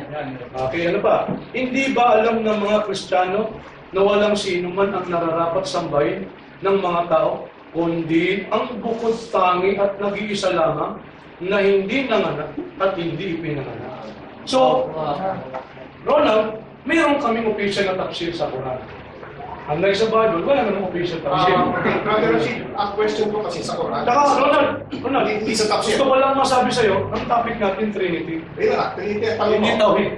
Saka, Sa Bible concept, kumbaga, matutunayan mo sa Bible, Kasi sa tawhid, Trinity. tawhid kasi oneness of God din yan eh. Yes, Ang usapan Sa question ko kasi brother na Stop po. Ang paksa po. Stop po yung time, ha? Stop po yung time. Stop lang po. Kaya, ang paksa po na kailangan talaga ay tatlong personal, hindi po tayo. Ang burden of proof, tayo magpo-focus para sa... patunayan mo ang Trinity, na sa'yo. Ako tutol sa Trinity, ang burden of proof na sa'yo. Hindi, yun ang pinapaalala ko lang sa'yo. Kaso, yun nga, sinusundan ko lang din kasi yung line of argument, Yes. kapag ba nabasa, hindi nabasa, balik na. Ngayon, ang question ko kasi sa Quran, mismo hindi sa tafsir. Tafsir is a commentary. Ang question ko sa Quran, Yes. di ba, the Quran sabi dyan eh, kumpleto na siya as an expression of the word of God. So kung kumpleto ang Quran, bakit wala tayo nabasa sa Quran from cover to cover na ang Trinity is Father, Son, and Holy Spirit? Samantalang, that was written during 600 to 7th century, tapos na po yung formula ng Trinity ng 4th century. Bakit hindi mo napag-iwan? Yun ang gusto ko malaman. Una, Ronald, meron akong libro dito, History of Jews and Christians. Ito, hindi Muslim ang sumulat, makapal ko. Dito pinapatunayan na isa sa mga mahigpit na tinutulan ni Propeta Muhammad SAW, the Christian gave arguments why Jesus is God, the Son of God, and the member of the Trinity. So ito po yung mahigpit na tinutulan ni Propeta Muhammad SAW. Ang point lang ito para hindi ka mahirapan, Ronald, ang salitang Diyos nakaakma lamang kay Allah Subhanahu wa Ta'ala. Hindi kay Jesus Christ, hindi sa Ruh al-Qudus, Holy Spirit, hindi kay Mary. Pag sinabi mo kasing Diyos, sinasamba, hindi sa kanino paman. Bakit? Nakasulat sa Quran, maliban kay Allah, ang lahat ay hanipin. Brother Chief, Mr. Moderator, Okay. ito yung option 8 ng Katir. Opo. Yung Katir, pinada yan. Opo. Sabi niya, doon sa Surah 5:75. Surely they have this belief to say Allah is the very of three. Opo. Mujahid and several others said that this ayah was revealed about the Christians in particular. Asuni and others said that this ayah was revealed about taking Isa, Jesus, and his mother as gods besides Allah, thus making Allah the third in Trinity. Yes, opo. Ayon mismo sa tafsir ng Ibn Kathir, mas nire-recognize ko si Ibn Kathir, ang tinutukoy pala ng Trinity, siya mismo nagsabi is Isa, Jesus, Mary, at si Allah. Kaya naging third of Trinity si Allah. So, paano ma-explain Pwede yun? ko sumunod. Gusto ko may concern siya. Una, sana binasa mo yung buong tafsir. Si Ibn Kathir, lahat ng mga sahaba, lahat dinention niya kung anong explanation regarding sa isang ayat. Pangalawa, hindi rin naman papapor sa ito, Ronald. Bakit? Kasi para sa mga tinututulan, nakapantay din niya. Sino? Si? Isa. O, di kiba na kagad ng Trinity. Yun na naman eh. Pero ano yan? Kung mapilit yung Trinity, Misrepresentation. kung may pilit yung Trinity, using the Quran. Yun po ang masasabi ko. Okay, so, ang point natin is, okay, Okay, thank you, Brother. mapayapa po, maganda ang kinalabasan ng kanilang Panginoon mapayapang talakayan. So maraming salamat po sa lahat ng dumalo, tumangkilig, itong ating mapayapang talakayan. Salamat kayo. Pwede kayo magtanong. Pwede kayo magtanong, inshallah. Magtanong tayo. Gusto niyo pong magtanong sa mga mananong? May tatanong lang po ako. Sige pa. Sino po ang sumulat ng Colosas, Mateo, iba pang mga nasa loob ng bagong tipan? Jesus na brother, ang request na sa topic lang tayo magtatanong. Ano lamang po ang pag-usapan natin? Yung sa Trinity lang po. Doon lamang po tayo. Huwag po tayo sa labas ng pinaksa. Yung pong pag-iusap ng ating mga kaibigan. Muna. Para sa paksa. Opo, sa paksa lang po tayo magtatanong. O, yun po siya, brother. Brother, Bro, parang medyo na libang tayo, kadalang makinig ng ganito. Saan po nagsimula yung bakit may mga formula tayong ginagawa? Para ano po yung mga formula, bakit may formula pa? Tama po. Yung formula po ay ginagamit po ng mga theologians para i-aid po tayo, i-guide tayo na ma-express natin yung faith, yung explanation ng pananampalataya natin sa Holy Scriptures sa madaling salita. For example, yung tauhid na ginagamit ng Quran, hindi naman masama yung term na yun. I agree with tauhid kahit hindi nababasa word for word sa Quran. Pero pagka sinabi mo tauhid, alam mo na agad yung concept niya nasa Quran. The same with the term Trinity, Homoousios, ginagamit itong formula para isang salita na lang gamitin mo ay ma-express na yung kabuuan and summary ng pananampalatayang nakasulat sa Bible. Pasensya na brother natin, nagkalaman lang sa akin yung ang alam ko sa formula, parang nag-ano ka, parang gumagamit ka sa mathematics. Parang Meron din mixed formula. parang ganun nga, parang Meron din formula na baliktad natin, ano. Pero ngayon, mas lumawak yung meaning ng formula. No? Praise God. Salamat po. Sige po. Sige po. Okay, ito na ako sa Trinity. Sige, sa Trinity po, nakatanong. Sige. Ako po, nung po bang ayon sa Bible, nung maipa po sa cross si Jesus Christ at namatay din po ba yung dalawang persona? Ay, hindi po. Ano, meron pong basis sa Bible? Meron. Kung mapapansin mo natin doon sa binasa natin sa Pilipos kanina, meron binabanggit, may binasa po akong talata doon sa Pilipos chapter 2, verse 6 to 8, na sabi doon, ang namatay ay ang nagpakababa, yung anak ng Diyos na si Jesus, siya ay nagpakababa hanggang sa kanyang kamatayan sa krus. So, ibig sabihin, ang namatay mo, yung taong si Kristo, hindi mo yung Diyos. Kasi po, ang iniwala po kami, based sa Bible, si Jesus Christ, kapantay ng Diyos, yung binasa natin kanina sa Pilipos. At kanyang hinubad yung kanyang pagiging kapantay ng Diyos, nagkatawan tao siya. Para mamatay para sa kasalanan ng isang katauhan, kaya po siya namatay. Kaya nung namatay, yung pagiging tao niya, pero yung pagiging Diyos hindi mo namatay yun. Dahil ang Diyos po, kailanman, hindi mamamatay. No? Dual nature si Jesus Christ, no? Ang binasa, based sa scripture na binasa natin, si Jesus ay isang persona, pero dalawa ang kanyang essence. Tayo kasi isang persona, isa lang ang essence natin. Nature natin, tao lang. Siya iba. Siya ay one person with two nature, man and God. Kasi nga, kapantay siya nun ng Diyos, nagkatawang tao, kaya nagpakababa. Sinabi po yun ni Jesus, hindi ni Pablo.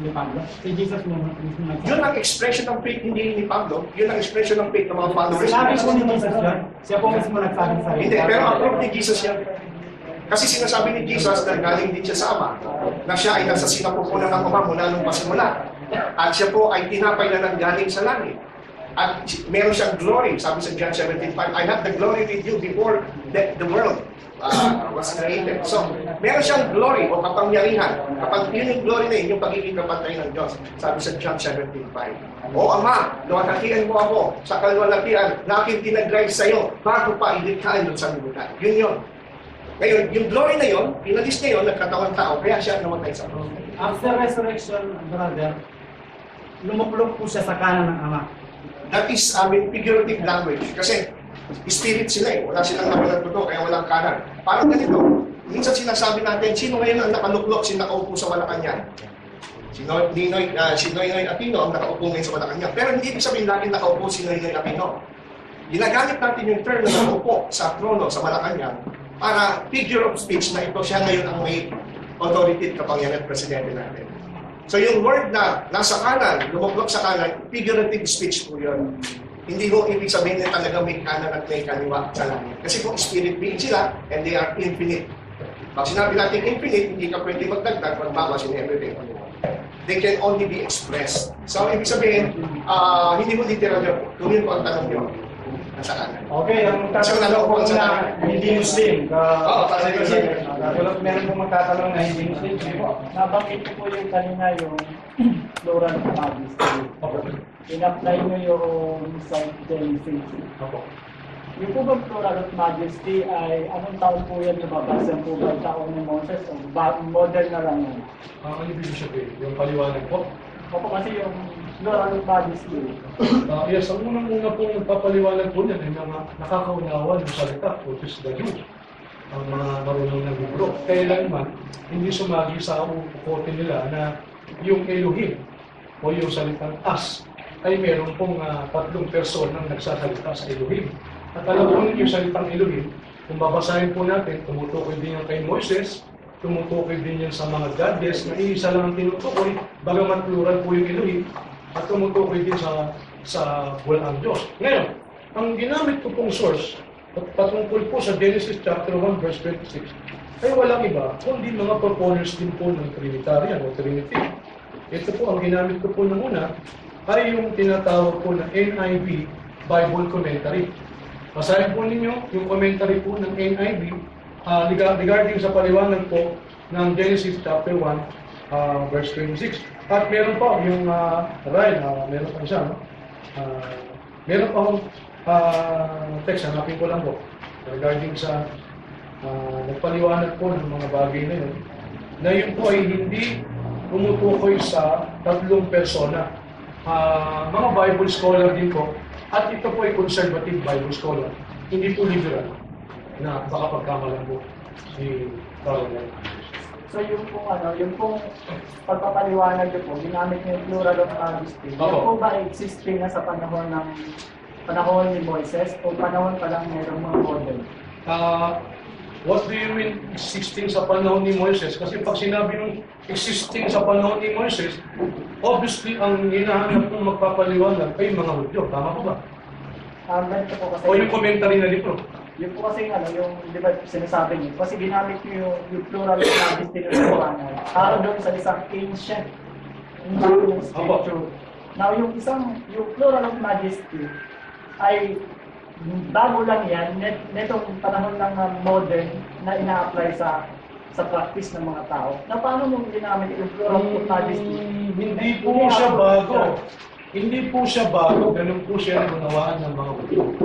At yung binasa ko po sa inyong commentary, halimbawa, yung pong salitang as ay hindi po ito tumutukoy sa number of personality o bumubuo ng salita Elohim na tatlong persona. Kailanman hindi po sila nagpahayag ng tatlong persona yung salitang as o yung salitang Elohim. Malapa, ang bagong paliwanag yung tatlong persona. So naniniwala po kayo na yung plural of majesty ay ginagamit, yan ay isang kaisipan ng panahon ng Moises. Ito ang sinasabi ko nasa screen. Opo, Hudyo yan.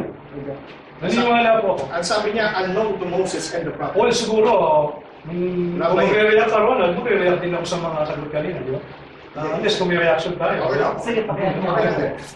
Yun lang po masasabi. Okay lang. Parang salitang Arabic, sir. Yung Hebrew at Arabic, Magkawit. Alright. pareho din sila. Yung nahnu, yung we, walang nagpaliwanag na ito ay tatlong persona o dalawang persona. Ito po ay plural of majesty.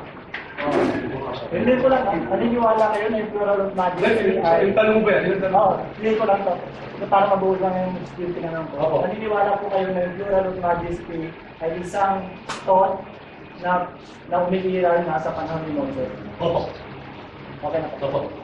I encourage you to watch Rabbi Toby Singer, isang rabbi, na pinaliwanag ang mga bagay na yan, isang Hudyo na ipinagtatanggol laban po sa naniniwala sa Biblia.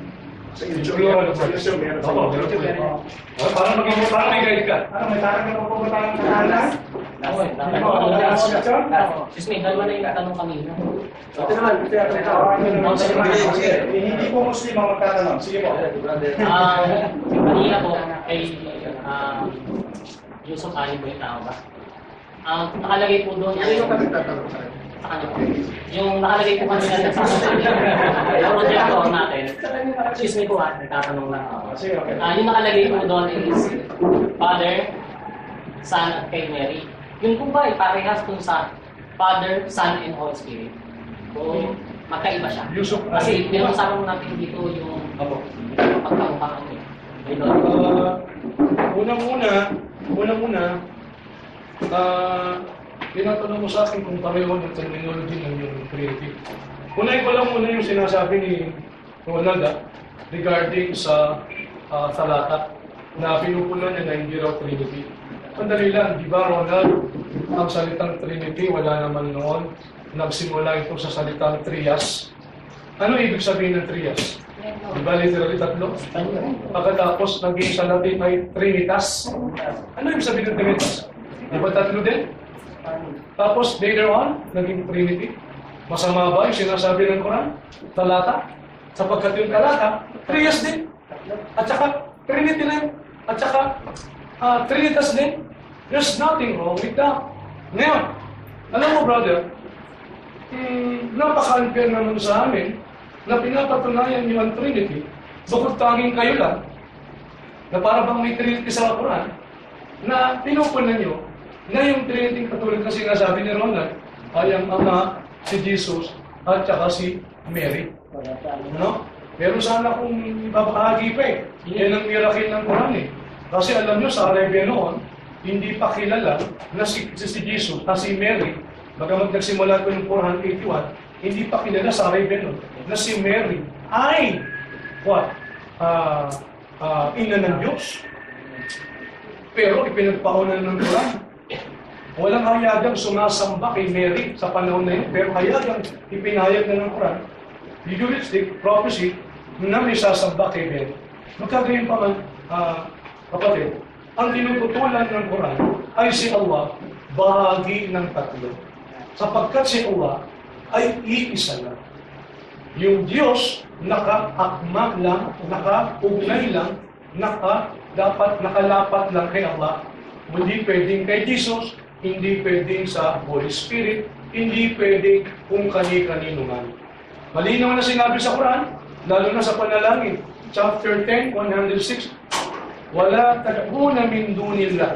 Huwag kayong mag-alay ng panalangin, kundi kay Allah. Ngayon, pwede kitang tanungin, kanino ka talaga nanalangin? Sa Ama, sa Anak, sa Espiritu Santo. Ayun, may paliwanag ka dyan. Pero hindi mo maalis yung salita na nanalangin ka kay Kristo. Sa amin sa Quran, bawal. Sapagkat ang sabi, wala tad'una min dunillah. Huwag kang mag-alay ng panalangin, huwag kang magdasal, kundi kay Allah. Kaya kasama ako doon. Kasama siya, kasama tayong lahat, kasama si Buddha, kasama si Hare Krishna, hindi dapat mag-alay ng panalangin. Kanino lang? Kay Allah subhanahu wa ta'ala. So ayun. May ikan pa pa siya. Araw ko meron. Sige po. Kasi po kanina, di ba? Ibig sabihin po, naniniwala po kayo sa sinasabi ni Yusuf Ali na yung Trinity na binabanggit niya po sa specific na sila. Hindi po kay Yusuf Ali yun. Yung po ay isa lamang presentation ng tafsir sa Ibn Kathir. Binigyan ko po kayo ng halimbawa. Meron official tafsir. Kasama rin po yung Quran. Kasama rin po sa tafsir na to, yung sa tafsir Ibn Kathir, yung paliwanag po dito. Doon din po hinano. Marami po kasing tafsir, marami pong ipinahayag si Ibn Kathir, yung mga possible na explanation from among the Sahaba. Halimbawa, Ronald, bisingin ko lang, kung sino namatay sa krus, may paliwanag po sa Ibn Kathir. At ang paliwanag po sa Ibn Kathir, ayon kay Ibn Abbas, isa sa mga young Hawari, isa sa mga young apostles ni Jesus Christ na possible. Pero tinuturing namin itong ilmulayan pa. Isang karunungan, wala namang katuturan sa kaligtasan. Kaya sino namatay dyan hindi na po essential sa main doctrine namin. Ang mahalaga, sinabi ni Allah, hindi si Jesus ang namatay. No? Ngayon, nakita mo kanina, yes, pero basahin mo yung completing tafsir Ibn Kathir, kasi si Ibn Kathir, inulekta niya ang lahat ng mga opinions ng mga sahaba, ng mga tabi'in at tabi-tabi'in, yung mga next third generation after the companions of Prophet Muhammad sallallahu alaihi wasallam. Okay, mali na kami na, brother. Nakakita pa po tayo ng katanungan? O may gusto mong katanungan, brother? Last. Last na po sa isang Muslim at sa hindi Muslim. Sino ang katanungan? Oo. Ito na ako. Kanina ko. Sige. Okay, mga katanungan kayo. Okay. Nabanggit mo kanina na si Jesus ay hindi niya rin talaga, hindi pa ito tanong ko ha, so gusto ko lang na hindi niya, si Jesus ay, tinamin mo rin na hindi niya tinuruan ng Trinity. Okay, nabanggit mo kaya, makita rin. Tinuro niya yung diwa, pero yung termino, Hindi, yung mismong Trinity word na mababasahin natin. Kaya nga, hindi ko tinatanong, di ba? Okay, bago pa itong tanong ko, anong paliwanag mo sa Holy Ghost? Sino siya? Holy Spirit, Sino siya? Sumutuko siya kanino? yun yung third person. Okay. Tumutuko siya Hindi kanino? siya si Gabriel. Hindi siya si Gabriel. Hindi siya si Gabriel, gaya ng paliwanag sa Islam, kasi siya si Gabriel. No? He is not even Muhammad. Ayon sa paliwanag ng Islam, si Prophet Muhammad siya. Or sa amin, siya po ay eternal spirit, walang kamatayan. Isang personal, Diyos din siya. Kagaya po ni Jesus Christ, eternal. Kaya po, tinatawag natin siya na all-knowing, all-powerful, and ano siya? So wala rin pangalan siya. Wala siya i-describe yung paliwanag sa inyo. Samantalang sa amin talaga, si MJ Jibril. Pero hindi siya kabilang sa Pero napakarami niyang function at paliwanag. Kulang na talaga yung oras natin para ipaliwanag. So hindi mo rin masasabi sa akin kung sino Kaya nga sabi ni Jesus, baptize them in the name, pangalan, Ama, Anak, Espiritu Santo. Okay. So may pangalan siya. In the name, kasama yung Spirit. Okay, so ibig sabihin, ang akin doong point is, hindi mo rin maipaliwanag sa amin kung sino yung spirito na yun. Ang paliwanag ko lang nga. So, Originally kasi, I yung Periculutos, yung sinasabi ng Sino siya? Hindi mo siya masabi sino siya. Hindi siya pala si Jibril. Ikatlong persona. Ikatlong persona. Kaya nga, angel ba siya? O Hindi sa kanya, Diyos siya, gato ba Diyos. Diyos siya. Kaya nga, one God in three Okay. person. Isa siya sa tatlong person. Okay, sige. So, hindi pa rin malinaw sa... Okay, ang pangalawa, elaboration ko pa rin to. Hindi pa ito ang pinakatanong ko.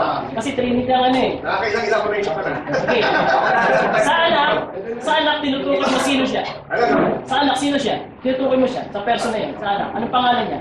Sana. Sa anak. Di ba? Diyos Ama, Diyos Anak, at Holy Espiritu Santo. So sa anak, sino siya? Anong pangalan niya? Kung gusto mo malaman yung personal na pangalan, Yung anak. ang pangalan ng Ama, Anak, Espiritu Santo, Yahweh. Hindi pa ako They share one name. Hindi pa ako pumunta sa Baptize them tayo. in the name. Anak ko lang naman. Pakita mo kasi sagot ko. Baptize them in the name. Pag sinabing name, pangalan yun. Hindi ba pangalan yung Hindi name? pa ako pumunta. Yung bang pangalan, hindi ba name yun? Okay, pumunta ako Okay, doon. Pumunta ako. baptize them in the name of what? Father, Son, Holy Spirit. Yung name, singular. Ibig sabihin, isa yung pangalan ng Ama, Anak, Espiritu Santo. Kaya kung pangalan ng Diyos ay Yahweh, so yung Ama, Yahweh. Yung Anak, Yahweh. Yung Holy Spirit, Di Yahweh. ba ako pumunta dyan? So hindi pa rin magtanong sa akin, anong pangalan ng anak? Sino yung isa anak? Kasi ang tanong ko ito na. Sige, ang tanong ko. Ang tanong ko na ito, hindi pa daw tapos eh. Ang tanong ko ito, anong pangalan ng Diyos? Para magiging Trinity. Kasi sabi mo Ama. Kasasabi ko na nasa yan eh. Kasi hindi mo pinapakinggan yung sagot ko eh. So ibig sabihin Yahweh rin yung Espiritu Santo. Yes. Okay. Isang pangalan, kaya singular, baptize them in the name, in names. Tungkol sa namatay kay Yahweh. Ito kasi ang pangalan talaga ng Diyos. Nagawad.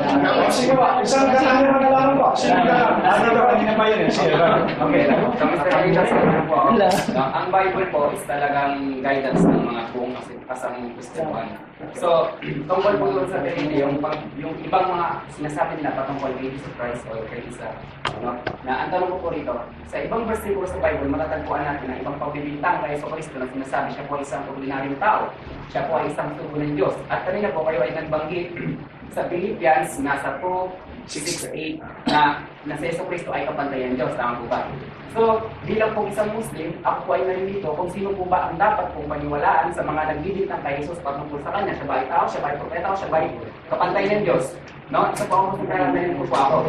Ngayon po, hindi po natin pwedeng itanggi yung mga nagsabi na si Yeso Cristo ay isang tao at isang propeta. Sapagkat sila po ay kinasihan ng Diyos. Sinabi ko ng mga nasa Bible ay mga kinasihan tao ng mga ng Diyos. No? Hindi natin yung pwedeng itanggi. Ngayon po, sino po ba ang dapat pong paniwalaan sa mga yun? Si Philippians po ba o yung iba po ba yung mga nagsabi nagpatungkol kay Yeso Cristo? Nice question. Maraming Kung natatanda mo yung binasa natin sa Pilipos, siya ay kapantay ng Diyos nung siya nasa langit. Nagkatawang tao, inubad niya yung pagiging kapantay ng Diyos at nagkatawang tao at nagpakababa siya. So, ibig sabihin, gaya din ang in-explain ko kanina, nung si Jesus nagkatawang tao, hindi nawala yung pagiging Diyos, kaya naging dalawa yung kanyang nature. Kasi siya ay Diyos at tao. Kaya, since may dual nature siya, pag may mababasa ka sa Bible na sinasabi siya, tama na yun. Kasi tao rin siya, 100%. At pagka may mababasa ka sa Bible, kagaya ni Tomas, tinawag siya, Panginoon ko at Diyos ko. Tama rin yun, 100% ng Diyos siya. Dual nature kasi siya. Kaya hindi magkalaban yung nababasa mo mga account sa Bible, huwag kang malilito kasi pareho, yun nga nagpapatunay na dual nature si Christ kasi how come na magbabangon yung ganong issue kung ano kanyang litas kung isa lang talaga ang kanyang nature. So the fact na nagtatalo-talo, ibig sabihin talagang hindi na isa ang likas ng Jesus. He is both God and man. Yun po ang masasabi ko. Ako po yung komento Ha?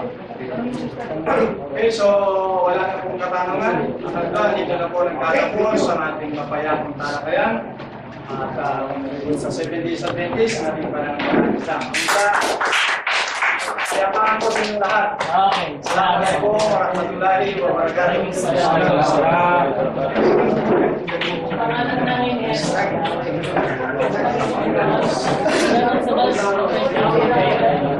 kasi hindi mo siya pagkatapos sa bibig. Hindi mo siya pagkatapos kasi minsan kaya maniwala siya.